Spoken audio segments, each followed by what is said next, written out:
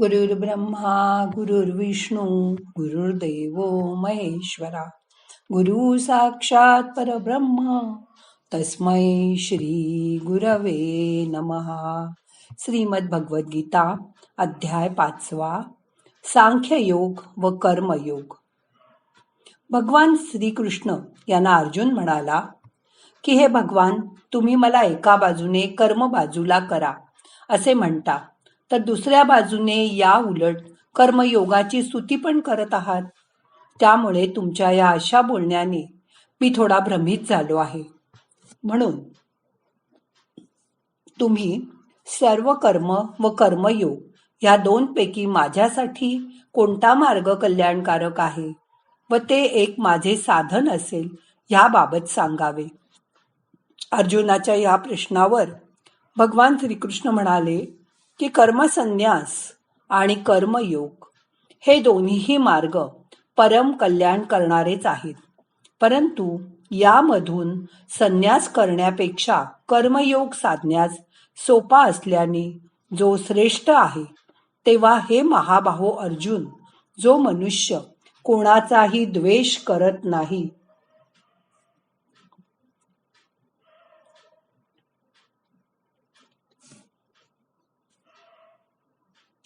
आणि कोणतीही अपेक्षा पण करत नाही, तो कर्मयोगी नेहमीच संन्यासी समजावा.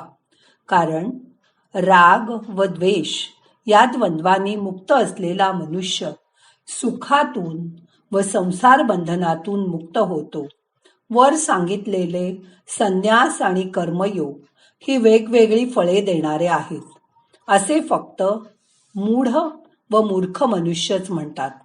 पण कोणी विद्वान व्यक्ती अशा प्रकारे असे म्हणू शकत नाहीत. कारण दोघांपेक्षा एका जागेवर सुद्धा उत्तम प्रकारे स्थित असलेला मनुष्य दोघांच्याही फलस्वरूप असलेल्या त्या परमात्म्याला प्राप्त होतो. जे ज्ञानयोगी आहेत त्यांना जसा परमधाम मिळतो तसाच परमधाम कर्मयोग्यांना सुद्धा प्राप्त होतो. आणि म्हणूनच जो मनुष्य ज्ञानयोग व कर्मयोग हे फळाच्या दृष्टीने एकच आहेत असे समजतो, तोच वास्तविक खऱ्या अर्थाने स्वतःला समजून घेतो. परंतु हे महाबाहो अर्जुन, कर्मयोगाशिवाय मन, इंद्रिय व शरीर यांच्याकडून होणाऱ्या सर्व कर्माच्या बाबतीत कर्तेपणाचा त्याग होणे कठीण आहे. तद्वतच भगवत स्वरूपाचे चिंतन करणारा कर्मयोगी परब्रह्म परमात्म्याला फार लवकर प्राप्त होतो. ज्याचे मन स्वतःच्या ताब्यात आहे, जो इंद्रिय निग्रही व शुद्ध अंतःकरणाचा आहे, तसेच सजीवांचा आत्मरूप परमात्माच ज्याचा आत्मा आहे, असा कर्मयोगी कर्म करूनही अलिप्त राहतो.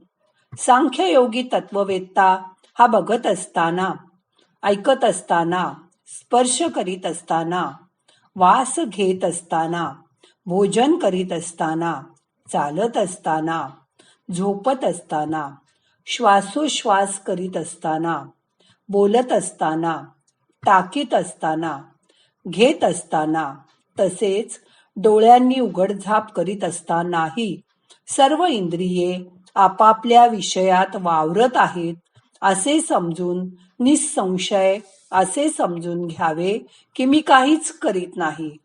जो पुरुष सर्व कर्मे परमात्म्याला अर्पण करून आणि आसक्तीविरहित कर्मे करतो, तो पुरुष पाण्यातील कमलपत्राप्रमाणे पापांनी लिप्त होत नाही. कर्मयोगी ममत्व बुद्धी सोडून केवळ अंतःकरणाच्या शुद्धीसाठी इंद्रिये, मन, बुद्धी व शरीर यांच्याद्वारे आसक्ती सोडून कर्म करतात. कर्मयोगी कर्माच्या फळांचा त्याग करून भगवत प्राप्तिरूप शांतीला प्राप्त होतो. आणि कामना असलेला पुरुष कामनांच्या प्रेरणेमुळे फळात आसक्त होऊन बद्ध होतो. ज्याचे अंतःकरण आपल्या ताब्यात आहे असा सांख्ययोगाचे आचरण करणारा पुरुष कोणतेही कर्म करणारा किंवा करवून न घेणारा होतोच. 9 दरवाजांच्या शरीररूपी घरात सर्व कर्माचा मनाने त्याग करून आनंदाने सच्चिदानंद घन परमात्म्याच्या स्वरूपात स्थित असतो. ईश्वर मनुष्याचे कर्तेपण, कर्मे आणि कर्मफलाशी संयोग उत्पन्न करीत नाही, तर ही किमया केवळ प्रकृतीच करीत असते. सर्वव्यापी परमेश्वरही कोणाचेही पापकर्म किंवा पुण्यकर्म स्वतःकडे घेत नाही. परंतु ज्यावेळी मनुष्याचे अज्ञान झाकले गेले असते त्यावेळी सर्व अज्ञानी लोक मोहित होतात. परंतु ज्यांचे ते अज्ञान परमात्म ज्ञानाने नाहीसे झाले आहे त्यांचे ते ज्ञान सूर्याप्रमाणे त्या सच्चिदानंद घन परमात्म्याला प्रकाशित करते. ज्यांचे मन व बुद्धी विचलित झालेली आहे व सच्चिदानंद घन परमात्म्यातच ज्यांचे नित्य ऐक्य झाले आहे असे ईश्वरपरायण पुरुष ज्ञानाने पापरहित होऊन परमगतीला प्राप्त होतात. ते ज्ञानी पुरुष विद्या व विनय यांनी युक्त असलेल्या ब्राह्मण, गाय, हत्ती, कुत्रा आणि चांडाळ या सर्वांना समदृष्टीनेच पाहतात.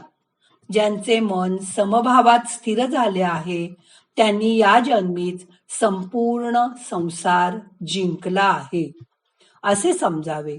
कारण सच्चिदानंद घन परमात्मा निर्दोष आणि सम आहे, म्हणून ते सच्चिदानंद घन परमात्म्यातच स्थिर असतात. जो पुरुष प्रिय वस्तू मिळाली असता आनंदित होत नाही आणि अप्रिय वस्तू प्राप्त झाली असता उद्विग्न होत नाही, तो स्थिर बुद्धी असलेला संशयरहित ब्रह्मवेत्ता पुरुष सच्चिदानंद घन परब्रह्म परमात्म्यात एकभावाने नित्य स्थित असतो. ज्याच्या अंतःकरणाला बाहेरील विषयांची आसक्ती नसते असा साधक आत्म्यात असलेल्या ध्यानामुळे मिळणाऱ्या सात्विक आनंदाला प्राप्त होतो. त्यानंतर तो सच्चिदानंद घन परब्रह्म परमात्म्याच्या ध्यानरूप योगात ऐक्यभावाने स्थिती असलेला पुरुष अक्षय आनंदाचा अनुभव घेतो. जे हे इंद्रिय आणि विषय यांच्या संयोगाने उत्पन्न होणारे सर्व भोग आहेत, ते जरी विषयी पुरुषांना सुखरूप वाटत असले तरी तेही दुःखालाच कारण होणारे आणि अनित्य आहेत. म्हणून हे कुंतीपुत्र अर्जुन, ज्या व्यक्ती बुद्धिमान व विवेकी असतात त्या व्यक्ती त्यात रमत नाहीत व आपला मौल्यवान वेळ त्यामध्ये वाया घालवत नाहीत. जो साधक या मनुष्य शरीरात शरीर पडण्याआधीच काम व क्रोध यामुळे उत्पन्न होणारा आवेग सहन करण्यास समर्थ होतो तोच योगी होय, तोच सुखी होय.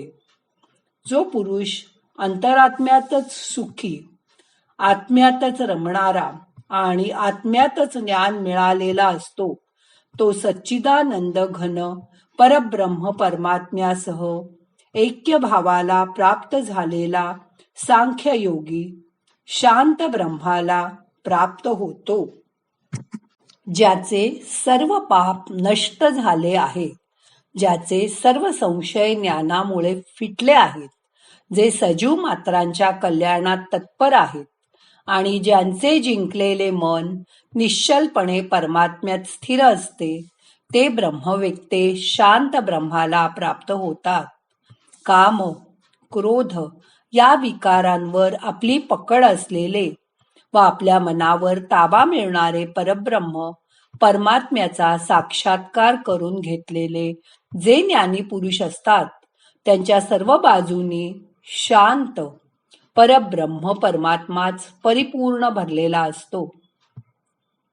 बाहेरच्या विषयभोगाचे चिंतन न करता ते बाहेरच ठेवून दृष्टी भुवयांच्या मध्यभागी स्थिर करून तसेच नाकातून वाहणारे प्राण व अपान वायू एकरूप करून ज्याने इंद्रिय व मन बुद्धी जिंकली आहे असा मोक्षतत्पर मनुष्य इच्छा भय व क्रोध यांनी रहित झाला की तो नेहमी करता मुक्तच असतो.